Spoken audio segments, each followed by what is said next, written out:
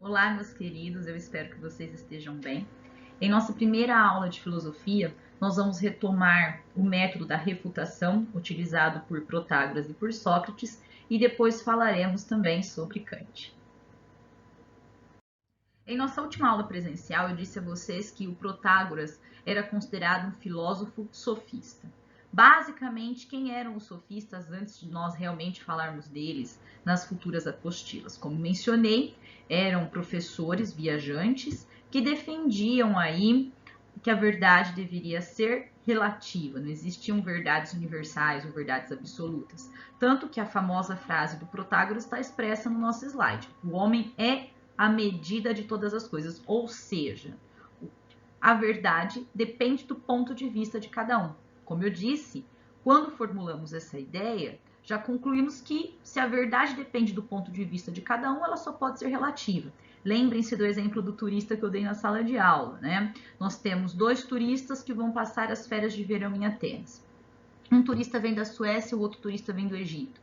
Para o turista que veio da Suécia passar as férias de verão na Grécia, o verão grego é muito quente se comparado ao verão da Suécia. Para o turista do Egito, que vem passar as férias de verão na Grécia, o verão grego é mais fresco. Por quê? Porque eles estão levando em consideração seus países de origem para comparação.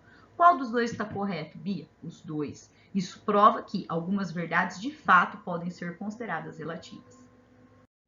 Bia, e o Sócrates? O Sócrates concordava com os sofistas? Jamais. O Sócrates e seu discípulo Platão, e logo depois dele Aristóteles, teceram críticas públicas aos sofistas. Eram totalmente contrários à ideia de que a verdade é relativa.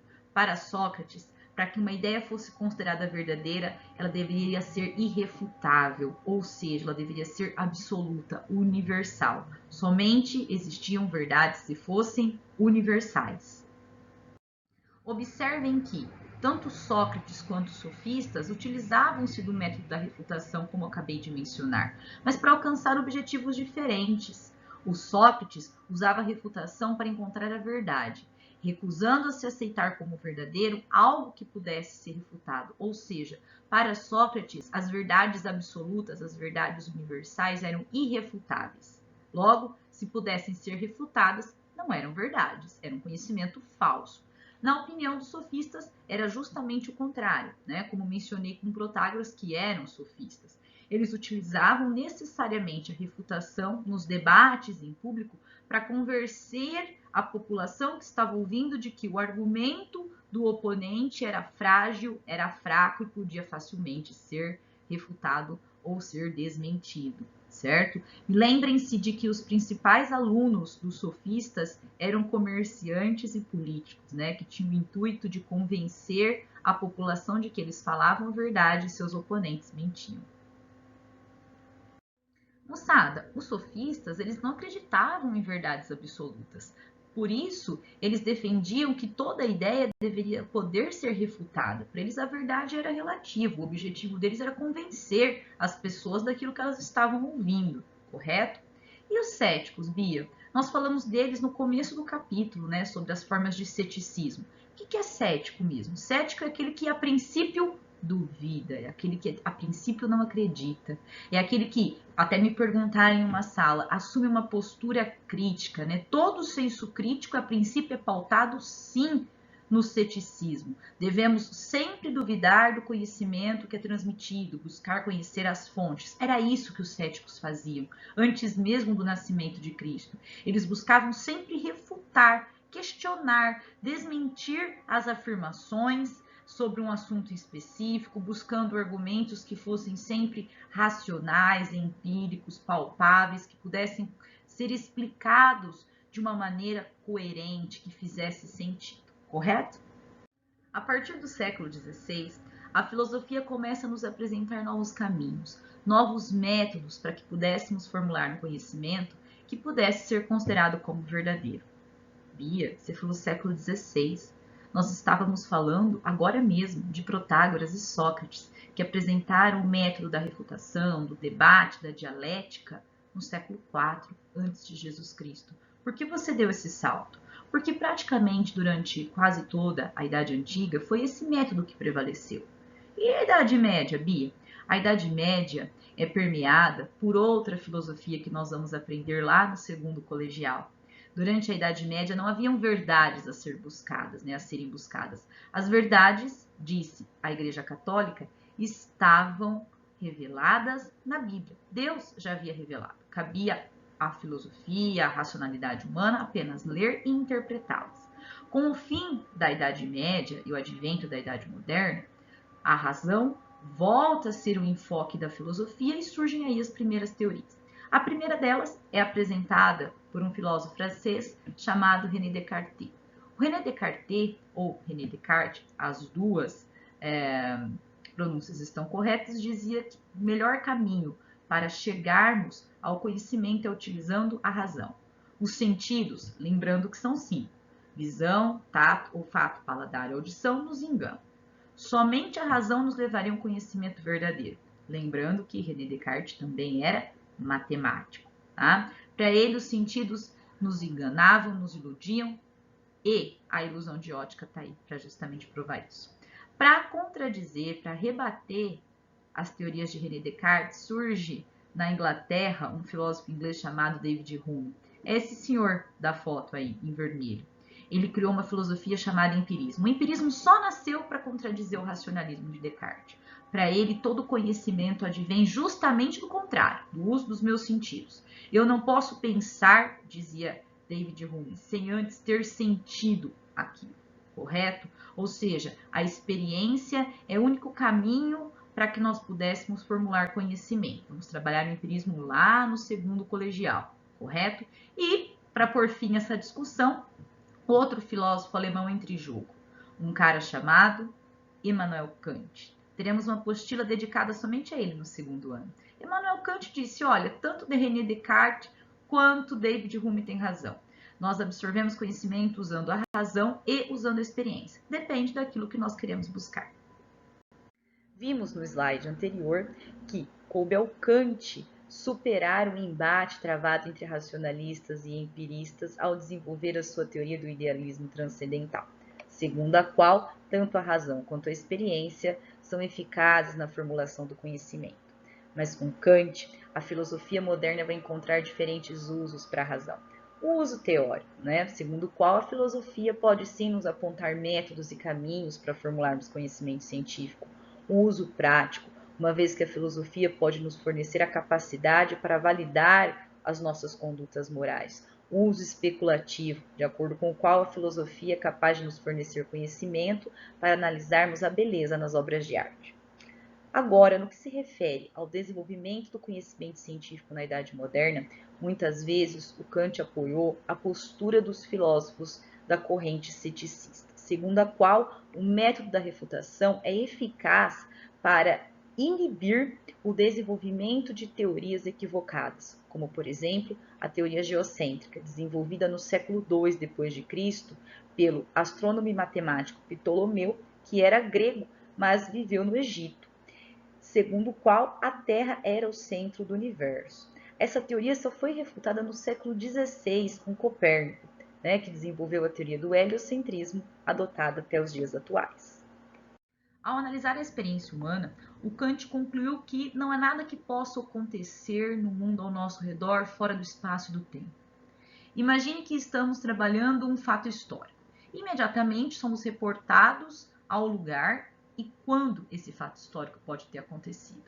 Se estivéssemos falando, por exemplo, da Revolução Francesa, diríamos que ela ocorreu na França entre os anos de 1789 e 1799. Observe, localizamos um fato histórico no espaço e no tempo. É assim com as lembranças que nós carregamos, das experiências que vivemos ao longo da nossa vida. O Kant dizia que não existe experiência sem um conceito para que possamos compreendê-la. Por isso que o homem formula conceitos puros para compreender melhor o mundo ao seu redor. Ele o faz, por exemplo, quando vê um fenômeno da natureza, atribui a esse fenômeno um nome e recheia esse nome, esse conceito, com palavras, com explicações capazes de compreender como e quando aquele fenômeno vai acontecer e onde ele vai ocorrer. Correto? A mesma coisa quando nos deparamos, por exemplo, com o ipê amarelo no período do outono. É uma árvore que floresce no outono. O ipê amarelo tem o nome científico de Androanthus albus, ou seja, o homem formulou um conceito para que possamos compreender melhor a existência daquela árvore, quando ela floresce, né, como ela funciona e em que lugares ela pode existir. Quando o Kant analisou a experiência humana, ele não levou só em consideração os fatos empíricos, como acabamos de ver no slide anterior, ou seja, a existência de um fato histórico, a existência de um fenômeno da natureza, a existência de um ser concreto como a árvore. Isso os nossos sentidos alcançam. O Kant também se preocupou com a questão da racionalidade, com a abstração. Ele dizia que a razão era fundamental para que nós pudéssemos pensar sobre as nossas ações. No slide presente, eu trouxe o exemplo da liberdade. A liberdade, ela não é palpável, ela não é empírica, eu não alcanço ela por meio dos meus sentidos. Ela está no extrato, né, no campo da razão. E para que ela possa ser pensada, é importante que ela exista no mundo ao meu redor. Moçada, o que ele quer dizer então com o uso prático da liberdade, com a aplicabilidade da liberdade na nossa vida cotidiana? Nós sabemos que a liberdade, ela não está ao alcance dos nossos sentidos. A liberdade, ela está ao alcance da nossa capacidade racional, correto? E na prática, o que isso implica? Implica em que apenas nós, seres humanos, somos dotados de liberdade de escolha. Por isso que somos considerados responsáveis pelas nossas atitudes, sejam as nossas atitudes permeadas pelas nossas condutas, pelos nossos valores morais, sejam essas atitudes guiadas aí pelas leis jurídicas, diferentemente dos animais. Um animal, ele não tem liberdade de escolha, ele age por instinto. Veja um exemplo prático. Um leão que num espetáculo de circo escapa, fere ali o domador e algumas pessoas da plateia. Ele vai ser responsabilizado, me desculpem, juridicamente por isso? Não. É um animal que age por instinto, de repente se sentiu ameaçado, correto? Um cachorro que encontra o dono desmaiado no fundo do quintal e ali, ao tentar acordá-lo, acaba ferindo o dono. Já vimos vários desses exemplos na internet. Ele vai ser penalizado perante a sociedade ou perante a justiça? É óbvio que não. É um animal, age por instinto. Nós não. Nós somos dotados de liberdade de escolha e por isso que somos julgados e somos responsabilizados pelas nossas atitudes perante a sociedade. Moçada, é por isso que o Kant diz que a ação humana ela é permeada por dois fatores, autonomia e heteronomia. O que é a autonomia? A consciência que eu tenho de que eu tenho liberdade de escolha e eu vou ser responsabilizado pelas minhas ações e pelas minhas atitudes. E a heteronomia é a minha sujeição à escolha do outro, às regras criadas pelo outro. E quem é esse outro? É a sociedade, como, por exemplo, a criação do Código de Trânsito. Eu posso estacionar meu carro onde eu quiser? Posso, salvo se naquele lugar foi proibido. Se ali está dizendo que é uma vaga para deficientes ou uma vaga para idosos, eu posso estacionar ali? Não. Se ali está escrito que é somente para carga e descarga, ou se nessa via não pode estacionar, posso parar meu carro ali? Não, por quê? Porque uma lei criada por outra pessoa fere a minha autonomia. Mas a minha autonomia também me dá consciência de que, olha, eu até paro aqui, mas eu vou ser punido. Perceberam? Um fato que intrigava muito Kant era a capacidade que o homem tinha de formular julgamentos, né? A faculdade de julgar. O que é formular um julgamento? Bia, formular um conhecimento sobre algo. O que é esse algo? É a natureza, é o mundo externo em relação ao homem. Então ele dizia que ao formular o conhecimento, o homem fazia uso do juízo determinante e do juízo reflexionante. Né? O que é o juízo reflexionante? É aquele que eu estou em cima aqui, né? Meu rostinho está bem em cima do conceito. O juízo reflexionante consiste no ato do homem refletir, pensar, para que depois ele alcance o juízo determinante, que é quando finalmente ele formula um conceito puro para explicar o mundo ao nosso redor. Isto posto, o Kant dizia que o homem é dotado de três faculdades, basicamente, né? A faculdade ou a capacidade de desejar, principalmente aí pautada com relação às nossas opiniões sobre as nossas condutas, os nossos valores morais, a faculdade de conhecer, ou seja, a nossa capacidade de formular conhecimento, e a faculdade do agrado e desagrado, que é a teoria dele sobre como analisamos as obras de arte. É isso mesmo. O Kant também estudou as obras de arte. No terceiro colegial, quando estudarmos filosofia e estética, nós aprofundaremos essa ideia do Kant sobre a análise da obra de arte. Mas aqui, apenas para critério, né, de curiosidade, para que a gente consiga sanar o nosso conhecimento nesse momento, é importante que vocês saibam que, ao analisar a obra de arte, lembrando que arte é tudo aquilo que os meus sentidos alcançam, como a pintura, a escultura, a música, a dança, a literatura, o Kant dizia que uma obra de arte bela é aquela que proporciona prazer a esses meus sentidos. Mas ele dizia também que alguns objetos, algumas obras de arte, elas são capazes de despertar prazer em uma quantidade tão grande de pessoas que elas podem vir a se tornar aí universalmente belas. Ou seja, para Kant, a beleza da obra de arte era algo subjetivo, né? Estava atrelado ao meu juízo de gosto, ao fato daquela obra de arte proporcionar ou não prazer aos meus sentidos.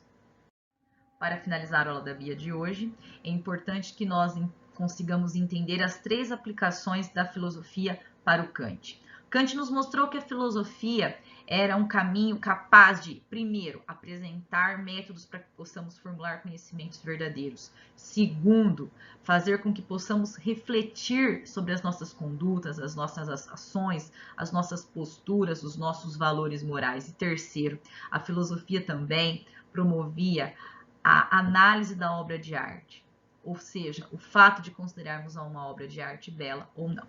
Eu espero que tenham gostado da aula de hoje. Qualquer dúvida vocês podem reportar, tanto no e-mail quanto no WhatsApp, tá? Um beijo e até a próxima.